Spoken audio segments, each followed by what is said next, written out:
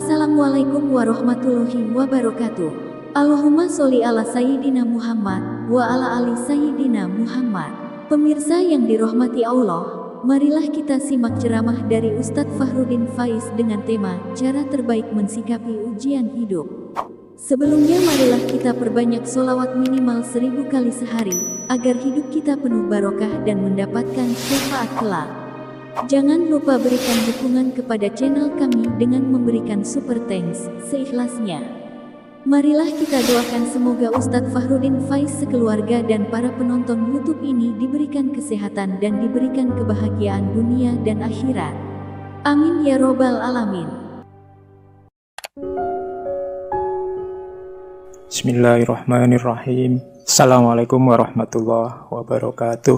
Jadi ini saya ambil acak, sebenarnya ada banyak ayat, baik implisit maupun eksplisit yang membincang tentang bencana.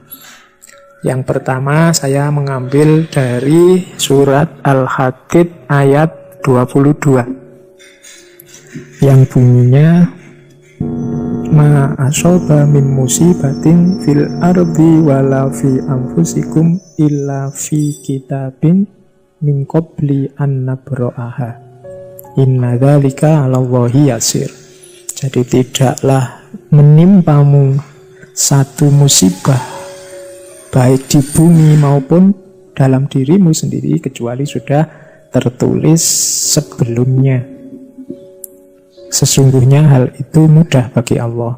Jadi surat Al-Hadid ini menegaskan bahwa apapun yang terjadi, peristiwa apapun yang berlangsung, itu sesuai dengan ketetapan, sesuai dengan yang diinginkan oleh Allah. Jadi bencana itu pertama-tama oleh Al-Quran ditegaskan sebagai ketetapannya. Maka ketika dia takdir Allah, sebenarnya yang diincar bukan kayak tadi blaming the victim apa blaming the God, tapi yang diincar adalah kalau Allah sudah menetapkan itu, terus apa yang kamu lakukan? Bagaimana responmu? Kebaikan ataukah keburukan? Keputusasaan ataukah semangat untuk jadi lebih baik? Jadi karena biasanya orang itu kalau sudah membaca, oh ini takdirnya, terus dianggap selesai, pasrah, ada yang malah mengeluh, ada yang malah sampai blaming God tadi. Padahal sebenarnya ketetapan dari Allah, takdir-takdir dari Allah itu kan pertama-tama meminta kita untuk, terus responmu bagaimana? Apa yang akan kamu lakukan kalau Allah sudah menakdirkan itu? Nah, respon kita ini nanti yang jadi bahan hisab di akhirat nanti. Maka hati-hati jangan salah respon terhadap takdir ini. Jadi tidak menyuruh kita untuk pasrah, oh sudah takdirnya Allah, ya sudah biarkan saja jalan, atau apalagi putus asa, atau apalagi mengeluh. Tapi takdir itu bacalah sebagai tantangan dari Allah, terus apa yang akan kamu lakukan? Ke arah kebaikan ataukah ke arah keburukan? Nah, itu yang pertama. Yang kedua, surat Ar-Rum dan surat Asy-Syura. Ini Ar-Rum ayat 41 dan Asy-Syura ayat 30 yang konotasinya ini sering disebut juga, di depan juga kita singgung sedikit, bahwa bencana adalah semacam hukuman atau azab dari Allah. Kalau surat Ar-Rum ayat 41 kita kenal, zaharul fasadu fil barri wal bahri bima kasabat aydinas liyudhiqahum ba'dalladzi amilu la'allahum yarji'un. Kalau di surat Ar-Rum ayat 41 itu hukuman terhadap sebenarnya kerusakan yang dibuat manusia sendiri. Jadi kita merusak alam, maka kita panen juga kerusakan. Biar tahu rasa, itu kalimat Al-Quran, liyudhiqahum ba'dalladzi amalu, supaya mereka merasakan yang mereka lakukan. Jadi kalau engkau melakukan keburukan, kejahatan, kerusakan, tunggulah kamu akan panen keburukan, kejahatan, kerusakan, kesengsaraan.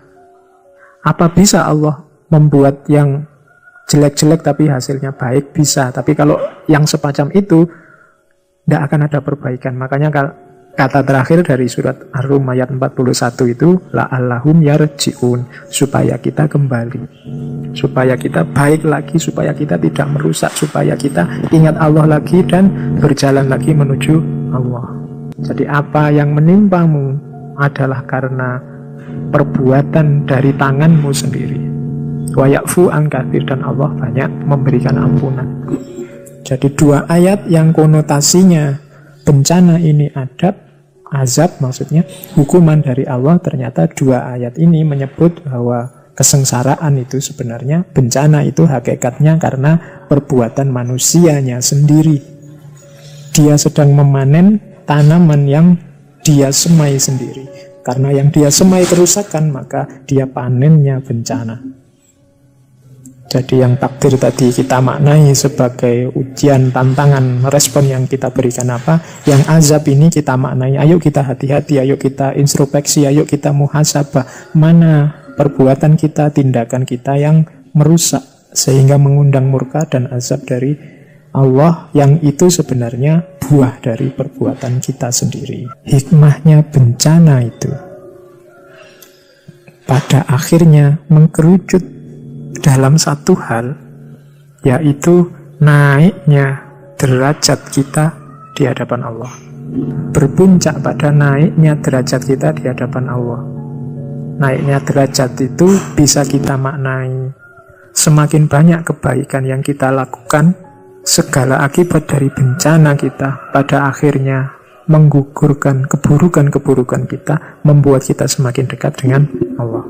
Ternyata kuncinya pada puncaknya ini.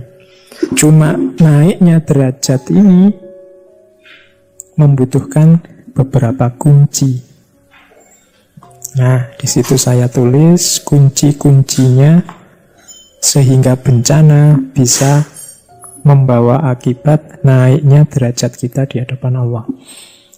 Yang pertama, setiap kali bencana menimpa, semoga lahir kesadaran kita akan Allah dan cintanya pada manusia termasuk kita. Jadi ada satu hadis yang diriwayatkan oleh Imam Tirmidzi yang menyatakan setiap kali Allah mencintai sekelompok orang, Allah pasti memberi cobaan pada mereka.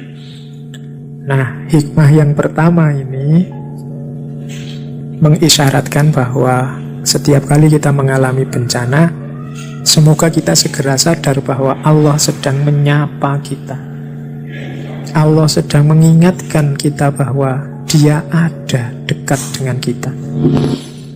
Ini seringkali saya ilustrasikan situasi semacam ini.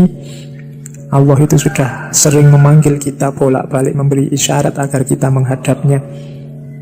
Cuma kita tidak noleh-noleh.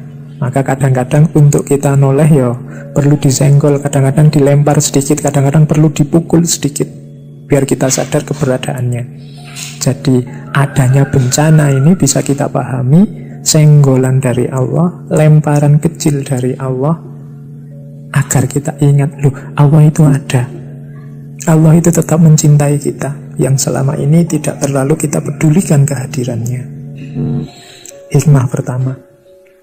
Hikmah yang kedua, yang jadi pijakan agar bencana menaikkan derajat kita di hadapan Allah adalah jangan lupa hadirnya bencana menunjukkan bahwa kita ini lemah. Hadirnya bencana menunjukkan bahwa kita ini sebenarnya tidak punya daya dan kuasa.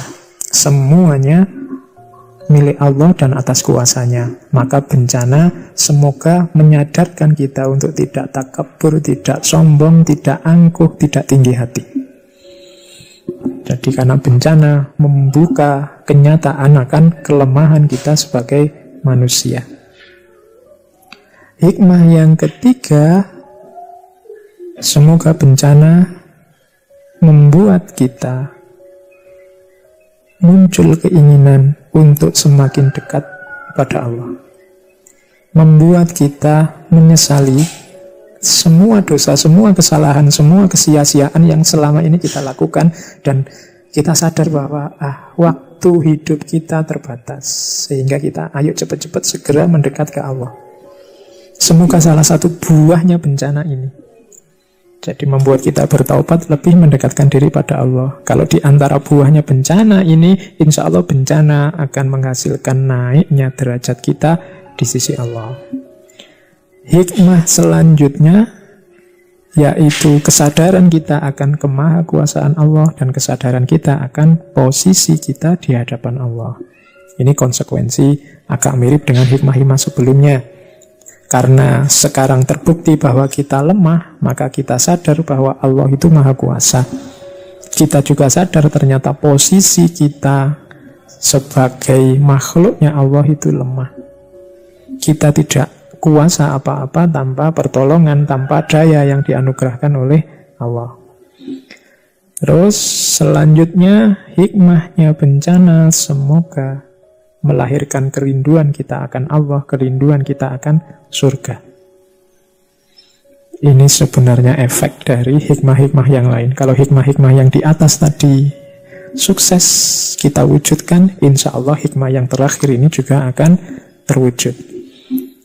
Yang terakhir, kalau ini hikmah sosialnya. Semoga adanya bencana membuat kita semakin banyak amal ibadah individual, amal muamalah sosial, dan amal ekologis kita, kebaikan kita berhadapan dengan alam. Jadi bencana membuat kita semakin baik sebagai individu, semakin baik di hadapan orang lain, dan semakin baik di hadapan alam semesta. Nah, kalau hikmah-hikmah ini bisa kita wujudkan, maka insya Allah bencana hanya akan membawa akibat baik, yaitu naiknya derajat kita di hadapan Allah. Oke, teman-teman, saya tambah satu lagi teori terakhir tentang bencana. Ini berbicara tentang bencana, tidak boleh meninggalkan seorang nabi dan rasul yang mendapat ujian bencana alam luar biasa, yaitu Nabiullah Nuh alaihi salam. Nabi Nuh ini salah satu nabi rasul ulul asmi yang kisahnya ditulis tidak cuma dalam Al-Quran, tapi di kitab suci yang lain, Alkitab juga Taurat. Nabi yang usianya konon sampai 950 tahun. Ada kisah beliau diangkat jadi Rasul itu usia 480 tahun. Ada yang bilang usianya 350 tahun. Kita semua sudah kenal bagaimana beliau ratusan tahun berdakwah, tapi tidak ada respon dari umatnya, sampai kemudian turun murkanya Allah. Nabiullah Nuh disuruh membuat kapal. Konon kabarnya membuat kapal ini sampai 40 tahun. Saya tidak tahu. Yang jadi kontroversi itu kan banyak tentang sekarang kapalnya beliau terdampar di mana, bahan kayunya apa. Bahkan ada wacana yang bilang jangan-jangan Nabi Nuh itu dulu hidupnya di Jawa karena kapalnya pakai kayu jati dan lain sebagainya. Kita hindari dulu kontroversi-kontroversi itu. Sedikit saya ingin kita belajar sebentar dari kisah bencananya Nabi Nuh ini. Jadi dari peristiwa ketika beliau harus membangun kapal, kemudian menyelamatkan pengikut-pengikutnya dan juga binatang-binatang yang diambil sepasang-sepasang dan seterusnya.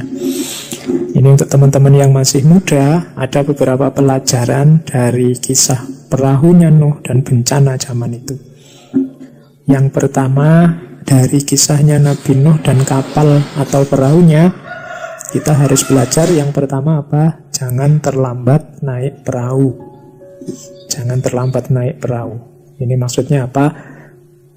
Kita yang sudah tahu ilmunya, kita yang sudah ngerti kebaikan-kebaikan, kewajiban-kewajiban kita sebagai manusia untuk beribadah, untuk mengabdi dan macam-macam, jangan ditunda. Ayo segera. Karena kalau tidak, nanti keburu banjir datang dan kita tidak sempat naik kapal. Jadi pelajaran dari Nabi Nuh adalah jangan menunggu-nunggu waktu untuk berbuat baik, untuk bertaubat, untuk berjalan menuju Allah. Jangan terlambat naik perahu. Kalau tidak, kita akan ditelan oleh banjir. Pelajaran pertama. Pelajaran kedua. Orang-orang baik, jangan lupa kita ada di perahu yang sama. Ini penting, pelajaran kedua ini hari ini banyak kita saksikan orang baik dan orang baik bertengkar, bertempur. Ternyata kebaikan yang ketemu kebaikan, kebenaran yang ketemu kebenaran, kalau tidak dilengkapi oleh sikap mental yang baik, akhlak yang baik, lahirnya keburukan. Yaitu perpecahan, saling merasa benar, saling menyombongkan diri. Pada akhirnya, kalau yang baik-baik, yang benar-benar tidak kompak, mereka akan jatuh. Ingatlah kita ada di perahu yang sama. Satu orang naik perahu, satu orang melobangi perahu, yang tenggelam semuanya. Kalau kita sembrono di atas perahu tidak kompak, maka kalau ada apa-apa dengan perahu, yang celaka semuanya. Pelajaran dari perahu Nuh yang kedua adalah, ingatlah kita ada di perahu yang sama. Yang ketiga, saya belajar dari kisahnya Nabi Nuh ini untuk apa? Untuk belajar menambah wawasan, kemudian membaca situasi dan berencana menghadapi masa depan. Perahunya Nabi Nuh itu tidak dibangun di musim hujan. Ini ketiga, ini maksudnya apa? Logika preventif. Coba dikalkulasi. Besok akan ada apa? Kita siapkan sekarang. Besok kita menginginkan apa? Ya kita siapkan sekarang segala perangkatnya. Jadi Nabi Nuh itu membangun kapal ya di musim kemarau, makanya diketawain banyak orang. Cuma Nabi Nuh diberitahu oleh Allah yang akan datang terjadi apa. Nah, kita juga harusnya punya logika ini, menyiapkan bekal untuk apa yang terjadi di masa depan. Kita sudah banyak belajar tentang virus ini, kita banyak belajar tentang penyakit ini. Harusnya kita bisa merancang bagaimana caranya agar di depan kita tidak disusahkan lagi oleh bencana semacam ini. Ini logika yang saya pahami dari kisah bencana perahunya Nabi Nuh. Yang keempat, ini pembacaan saya mungkin agak unik, jaga kesehatan. Kenapa harus jaga kesehatan? Jaga vitalitas. Kenapa? Jangan lupa Nabi Nuh itu diangkat jadi nabi, seperti saya bilang tadi, usianya berarti sudah lumayan sepuh, lumayan tua. Kemudian berdakwah, diperintahkan membuat kapal, itu berat, kapal untuk menghadapi banjir yang luar biasa itu di usia yang sudah cukup tua. Ini kalau tidak fit, tidak sehat, tidak punya banyak kekuatan, ya kesulitan. Maka jaga kesehatan. Siapa tahu nanti di usia-usia kita yang agak banyak justru Allah memberi amanah apa yang tidak terduga-duga, yang itu butuh daya dan kekuatan kita. Jadi nasihat keempat dari perahu Nuh adalah, ayo jaga kesehatan, jangan sembrono, jangan mentang-mentang. Jangan mengklaim dirimu tidak bisa sakit, tidak pernah sakit, tidak mungkin sakit. Kita manusia. Jangan sampai nanti pada saatnya umat butuh, pada saatnya bangsamu butuh, pada saatnya bahkan keluarga atau anak-anakmu butuh, kamu sudah kehilangan daya, kehilangan kesehatan, sehingga tidak bisa memanggul amanah yang berat itu. Dicontohkan oleh Nabi Nuh, meskipun sudah sepuh, beliau sudah tua, bisa membangun kapal yang luar biasa. Nasihat selanjutnya dari kisahnya Nabi Nuh, jangan terlalu terpengaruh oleh kritik. Fokus saja pada apa yang harus dilakukan. Mungkin teman-teman mendengar cerita ketika Nabi Nuh membuat kapal, banyak orang nyinyir, banyak orang mengkritik, banyak orang menertawakan, banyak orang marah-marah macam-macam. Tapi Nabi Nuh tetap fokus pada yang harus dia lakukan. Jadi silahkan orang mengkritik, silahkan orang memberi komentar. Kita yang menentukan apakah kita ikuti atau tidak. Jadi tidak perlu terlalu terpengaruh oleh pendapat orang lain. Selanjutnya, pelajaran yang kita ambil dari perahunya Nabi Nuh adalah mungkin nanti dalam banyak tugas yang harus kita jalankan, kita tidak bisa sendiri, kita butuh orang lain. Makanya Nabi Nuh itu setiap makhluk yang beliau angkat ke kapal selalu dibuat berpasangan. Tidak bisa sendiri. Sejago apapun kita butuh yang lain. Jadi sekuat apapun kita, seahli apapun kita, karena kita bukan manusia yang bisa ngerti segalanya, bisa mampu segalanya. Kita tahu hal-hal tertentu, tidak tahu hal-hal tertentu, bisa hal-hal tertentu, tidak mampu hal-hal tertentu. Maka kuncinya adalah kita perlu relasi, kita perlu kolega, kita perlu bantuan orang lain. Itu diantara kunci keberhasilannya. Terus dari perahu Nabi Nuh juga kita harus belajar untuk tidak sombong dengan kelebihan kita. Di situ saya sebut kadang-kadang kelebihan tertentu justru tidak menguntungkan. Di atas perahu seekor kijang dan seekor siput kecepatannya sama, karena urusan dalam perahu tidak ada hubungannya dengan kecepatan, semuanya bergantung pada kecepatannya perahu. Itu salah satu contoh bahwa kelebihan tertentu kadang-kadang tidak relevan. Maka tidak ada gunanya sombong. Yang pinter filsafat mungkin tidak pinter masak, mungkin tidak pinter bersih-bersih, mungkin tidak pinter biologi, mungkin tidak pinter fisika. Ketika berhadapan dengan situasi yang membutuhkan kemampuan masak, kemampuan berenang, kemampuan fisika, yang pinter filsafat ini tidak ada apa-apanya. Maka belajar dari perahu Nabi Nuh, kijang dan siput, meskipun kelebihannya kijang adalah larinya cepat, siput merayap, tapi di atas perahu, kecepatan tidak relevan sebagai kelebihan. Ini pelajaran untuk tidak sombong. Terakhir juga sebenarnya juga pelajaran untuk tidak sombong, tidak meremehkan. Ingatlah perahunya Nabi Nuh itu dibangun oleh Nabi Nuh. Nabi Nuh ini dalam tanda petik ya orang biasa. Nabi yang keahliannya beragama, berdakwah, tapi oleh Allah disuruh membuat kapal. Itu kalau pakai bahasa profesional, Nabi Nuh ini masih amatir.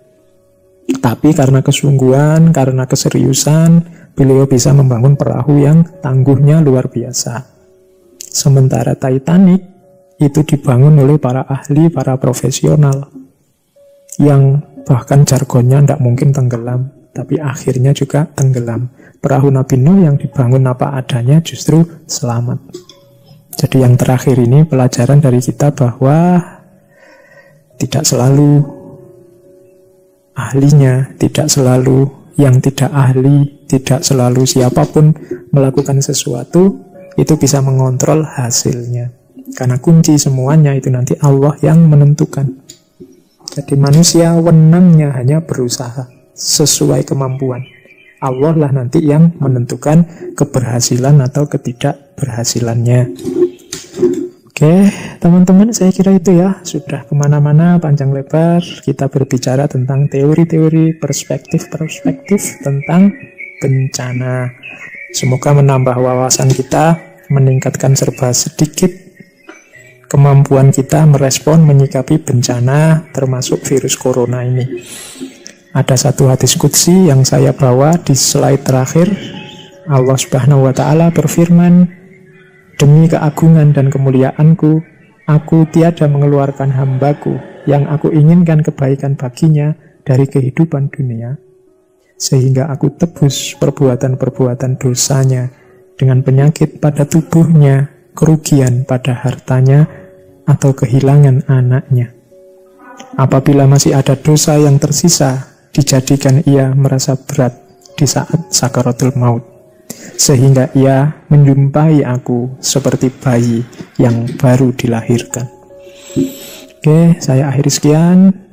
Wallahul muwaffiq, wallahu a'lam bissawab. Wassalamualaikum warahmatullahi wabarakatuh.